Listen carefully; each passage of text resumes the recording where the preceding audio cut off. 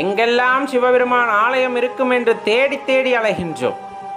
அவரின் பொற்பாதங்களை பார்த்து விட முடியாதா என்ற ஏக்கத்திலே திளைத்து கிடக்கின்றோம், ஏங்கி கிடக்கின்றோம். சொல்ல போனா அந்த பொற்பாதத்தை பார்த்து விட்டால் இந்த பிரபஞ்சத்திலே எல்லாம் அடைந்தது போல ஒரு உணர்வு ஏற்படுமே, அந்த உணர்வுக்காக காத்திருக்கின்றோம்.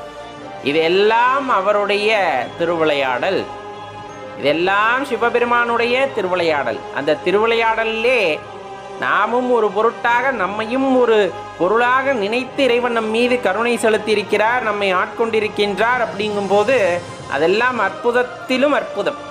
அதெல்லாம் கிடைத்தற்கு அரிய வரம். சொல்ல போனா சில பேர் ஒத்தை காலில் நின்று தவம் பண்ணாங்க, அப்படி இப்படி நிறைய விஷயம் பேசுவாங்க. நம்மெல்லாம் செய்யாத தப்பு இல்லை, இன்னும் என்னென்ன பாவங்கள் செய்தோமோ அனைத்தையும் மன்னித்து நம்மை ஆட்கொண்டு நம்மை ஒரு வழியிலே உனக்கான முக்தி